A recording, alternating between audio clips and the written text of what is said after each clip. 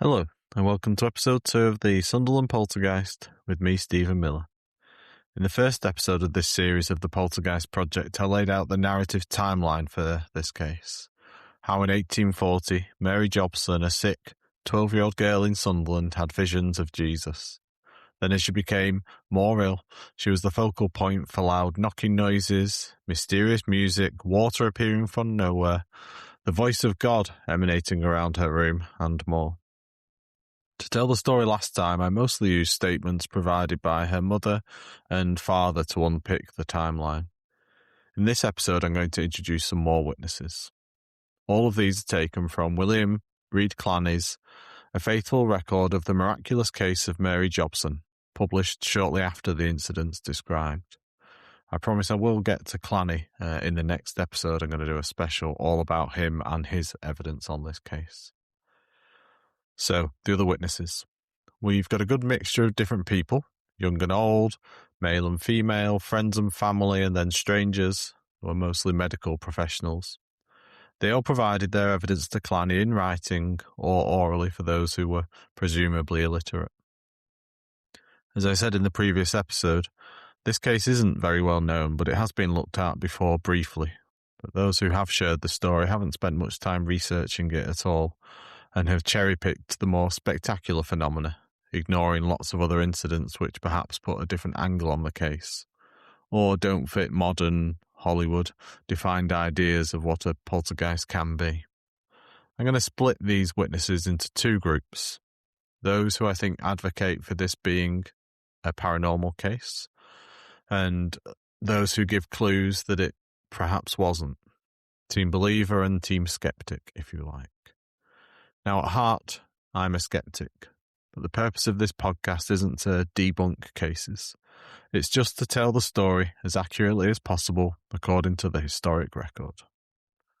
So, first witness for Team Believer, and in many ways, this guy was Clanny's star witness. He is the surgeon, Robert Embleton. He'd been called to give his professional opinion on Mary's case in February 1840. He'd heard the knocking noises on his first visit without being able to identify their source. When he returned for a second visit, he found Mary in a poor state, convulsing in her bed. Her mother, Elizabeth, told Embleton to take a seat next to Mary, and she handed him a pencil and some paper. She said today that he would hear the voice, and she asked him to take note of what it said. This sounds quite odd, but I think Elizabeth was illiterate. Her witness statement was written by her husband, John. So Embleton sat and watched as Mary lay agitated in her bed. Then suddenly, she sat bolt upright, with her eyes fixed on him and her mouth wide open. Her tongue could be seen moving around rapidly in her mouth. Then Embleton heard the voice, coming from around Mary, but not sounding like Mary.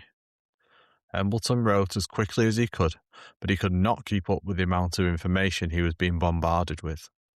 The voice spoke in biblical terms, but also criticised the medical treatment that Mary had been receiving.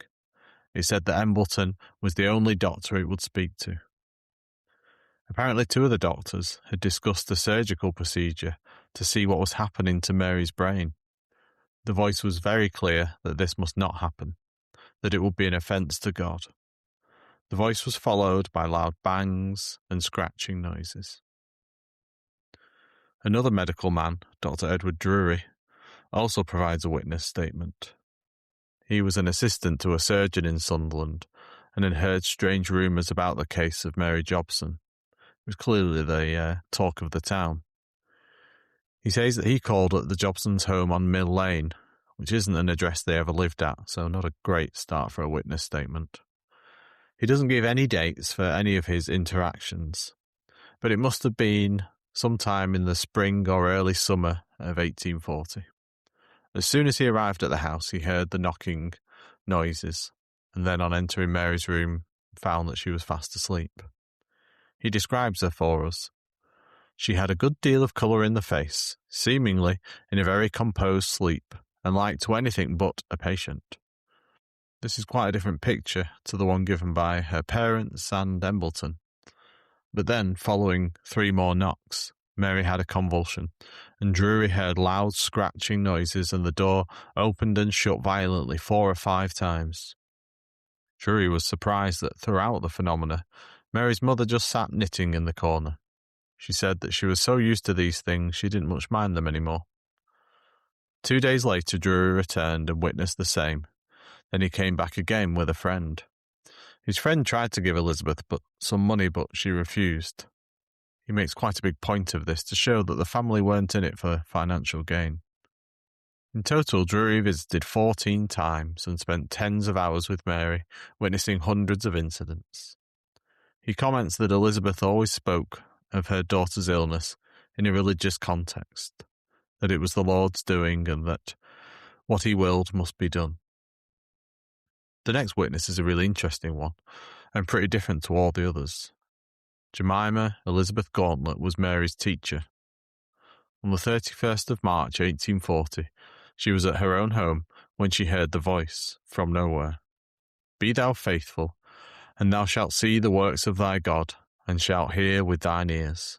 Gauntlet was unsurprisingly shocked. A few moments later she heard a loud knock at her door, but there was nobody there.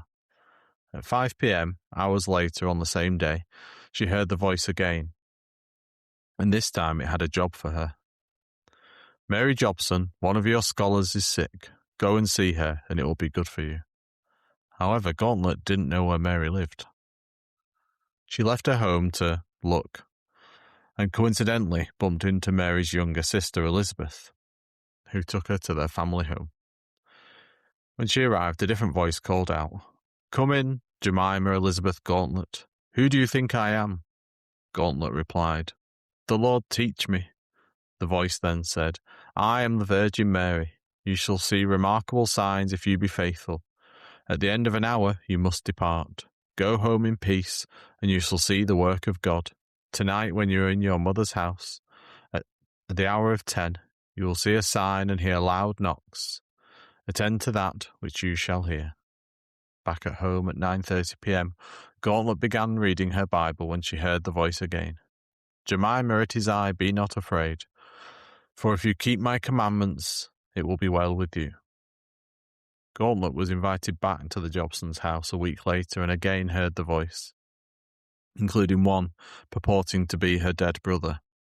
She heard instrumental music and hymns sung in a beautiful voice. I think Gauntlet's evidence is particularly interesting in this case because it's so different to everybody else's. It takes the sphere of activity away from the Jobsons' house and away from Mary. She was hearing the voice in her own home. I must admit I am a little suspicious that when she was called to the Jobsons' house, the location of which she didn't know, she bumped into Mary's sister just outside, who was able to take her there. The other witnesses fall into family and close friends, who all saw a wide range of activity in the home in Hendon Lane. Catherine's story says that on one occasion, around the 15th of May, the voice said, The child Mary Jobson is as dead, and she does not know where her body is. Her spirit was taken out of her and a new spirit put within her, and her body is made as a speaking trumpet. It will not be long till the Queen of England will be shot at, but I will not let them take her life, for I will let her reign as long as I see fit. This story and the date it happened is verified by the Ragg family, who were also present. Queen Victoria did face several assassination attempts during her long reign. The first was by Edward Oxford, who shot twice at her while she was in her carriage in London, but both shots missed. This was on the 10th of June 1840, a few weeks after the prediction. The Ragg family also gave evidence of a celestial painting in beautiful colours and details appearing from nowhere on the ceiling of the Jobson home. All very odd, and a much wider range of phenomena than we'd previously had. These are the top paranormal incidents associated with this case, and they are pretty difficult to explain away. But these witnesses also give testimony to other events, which perhaps fall more into Team Sceptic, like this from Catherine's story. She was told to visit the Jobsons' house by her auntie, Anne Ragg, on the 13th of May at exactly 2:30 p.m. She did as she was told, going with Rag and taking with her a friend called Sarah Kirkwood. As they entered the house, Kirkwood remained on the stairs, while Story and Rag entered Mary's room, but the voice was not happy about this. "There is an intruder upon the stairs," and Rag informed the intruder to depart. "She is not an intruder, but a stranger who has come a long way." "Anne Rag, will you call the Saviour a liar? I know what she is. She may look well enough, but I know the secrets of her heart." Rag then tells Kirkwood to go away. "She's gone." "She is not gone away. She is in the courtyard." This interaction with the voice continues for some time. Then they were told to leave the room. The voice then changed to that of the Virgin Mary, and then again to various deceased members of the women's families, apparently telling them things only they could know. Catherine Story, "Do you wish to hear the music?" Story didn't know what to say to this question. "Thou must answer." Yes? Then the music was heard for about 5 minutes, described by Story as beautiful and like an organ playing. "Have you ever heard such music?" "No, I never have." "No, thou hast not." It all seems a bit, it seems a bit braggy. It's the voice of God flexing about his music. It's definitely the most human that we've heard the voice so far. When it's not quoting passages from the Bible, it appears quite petty, dare I say childish. Another witness, Elizabeth Vasey, who had witnessed the knocking, scratching, and heard the voice. On one occasion, the voice said, "Do you think the voice which you at present hear is that of the child Mary Jobson?" Vasey replied, slightly unthinkingly, using her common language, "Oh, no, honey." "Do not speak so to me." The voice really didn't like that. The question and Vasey's answer are interesting. They suggested insecurity and a need to be believed. And the way Vasey replied is very much she's replying to Mary, not to the voice there. I think both these interactions sound like, to be honest, a 12-year-old girl pretending. I think the voice, as I said, when it's not quoting scripture, betrays a humanity and quite a childish one. But maybe there's another explanation for that as well. Maybe we shouldn't be considering this voice as the literal voice of God. Poltergeists are known to be quite tricky and to play games, so maybe there's another element to this case that needs further explanation. I also think it's time, in the next episode, for our star witness, the man who collected all these statements to publish the book that has enabled me to do this podcast. William Reed Clanny is a fascinating man, a man of many talents and interests. In a way, quite an unusual guy to have got involved in this story. I don't think it did his career particularly well.